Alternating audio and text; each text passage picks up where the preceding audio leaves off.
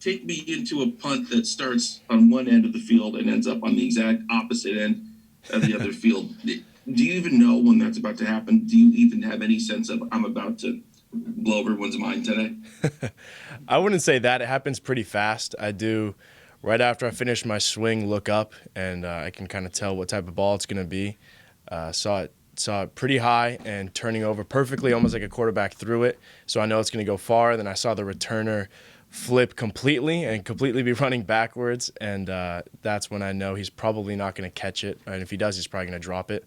Then saw it hit the ground and bounce forward really fast. So I knew I'd probably get about 20 yards of a roll. And then luckily, it stopped rolling at around the 3 or 4. And amazingly, the coverage guys would have been down there if it had kept rolling. So that just shows the effort of everyone else on the punt unit.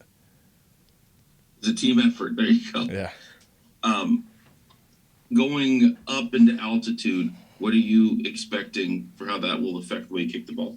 I'm excited. I haven't punted in a game yet at a high altitude, but when I was just kicking the last couple of years, I would still punt in warm-ups in games in Colorado and places like that, and it makes a big difference. So I'm really excited to see how that game goes and just dialing everything in warm-ups, but definitely excited.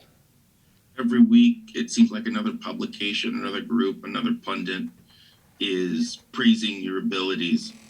As the praise gets higher, how are you keeping the way you see the world? How are you keeping that in focus? One of my rules is I don't really let other people's opinion of me change the way I see myself. I think that can go both ways, because if you start letting all the praise bring you up and then that praise goes away, are you going to bring your self-confidence back down? That's just not the way I believe athletes' mindset should be. I like to find my confidence in my work ethic and just knowing that, hey, if I go out there and prepare myself that week and in the off season too, to the best of my ability, I can go out there with confidence on every swing, just knowing that I did what I can do. I, I don't know. Maybe Jamie knows. I'm not sure. When you win these accolades like special teams player of the week, do they give you something? Is it just do you get anything physical with that? Do you get like a card, nothing, or is it just like, hey, you're the player of the week? No, nothing physical. It's just all on social media. Okay, because I was going to say your house is going to fill up. I don't know if you live in a house, apartment, or what. It's going to fill up at some point. Yeah, if they were sending stuff, maybe. Maybe you're better off for it. Yeah. All right, that's it for me. Thank you. Thank you. Thanks, Brandon. Kirk, any questions for Matt? Yeah, I want to ask you, so where's the highest place you've actually kicked from, altitude-wise? I believe at Colorado State, either last year or the year before, we played at their new stadium, and I remember that being, punting there especially, the ball just seemed to fly. And you guys were at Colorado last year too, right? Yes, yeah. And I'd have to look up how different those two elevations are, but so in that experience, did it seem very much of an adjustment, or is it like 3 yards, 5 yards? What do you feel like it is? That's hard to say. I would say probably on a perfect ball at sea level versus a perfect ball at elevation, I would say you could probably get 5 to 10 more yards. And especially in the hang time, I would say the hang time could go up by quarter of a second or half a second. How many kicks does it take to kind of dial in pregame for wherever your circumstances are? Well, I wouldn't say it's an adjustment on the turnover balls. It might be an adjustment on the short field punts, because they'll probably be flying 5 more yards than I'm used to. But not too much of an adjustment, I'd say. And so mechanically, what are you doing differently when you're at altitude and you're going to try and put it in the corner like that? How exactly are you doing something different?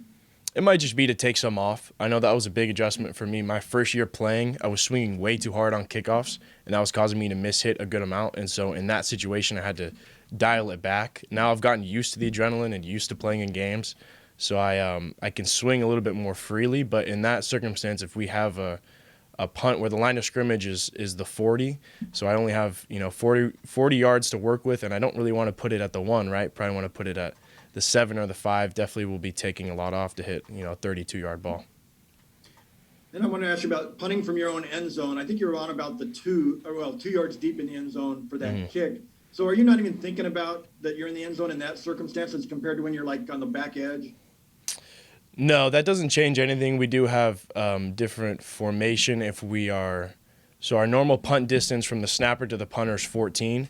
If that's compromised by the line of scrimmage, then that kind of changes my approach, and it becomes a lot more about the get-off speed and the protection. But in that circumstance, no, we were standard punt just like we would be if we were at the 30. After the 86-yarder, as you're coming off the field, I'm sure you're getting patted on the helmet and stuff. Did anybody in particular say anything that you remember now, Coach Hoke, or any coaches or players? It was a lot of people at once. I know somebody headbutted me. I don't know who it was, but somebody headbutted me pretty hard. That reminds me of Brendan Heiklin would do the same thing after made field goals, and he was my holder. He would always headbutt me way too hard, but whatever, I'll take it. It's fun. All right. So what do you think you have in you? Can you get to 90? Yeah, I think so. I think if I was backed up a little bit more in an elevation or a different bounce, I think so. I think it's possible. That seems like the biggest thing on these is you have to have to hit a 90-yarder, you have to be, backed up into your, 5-yard line almost. Yeah, exactly. A lot of it's not even in your control in some ways. Yeah. A lot of punting is about where the field position is. But so now is 90 your bar now to try and break the school record, or what's your thought? I wouldn't say that. I just want the next time I'm out there for a punt, want it to be a good punt. That's about as far as I think. All right. Oh, and so let me ask you also about field goals. You got your record 53-yarder. Yes, sir. How far do you think you can take that? Like before the penalty, it would have been a 58-yarder. Would you have been confident on that as well? Yes. Yeah. Absolutely. I remember in warm-ups at Arizona, I want to say I made from 63. So definitely inside of 60, ton of confidence. And then at elevation, you think that's going to be even better? Or? Yeah, that's another. Field goals fly further at elevation. I would say punts and kickoffs see the greatest change, but field goals too. And you were talking about, I think, coach having confidence in you, but I think the game conditions would have to be a certain way too to be trying one that long, wouldn't you think? Absolutely. Yeah, I mean, not a lot of circumstances would it make sense to try a 58-yarder in college. Right. So you said 63 thinks you're outside range right now? Yeah, we'll put it there.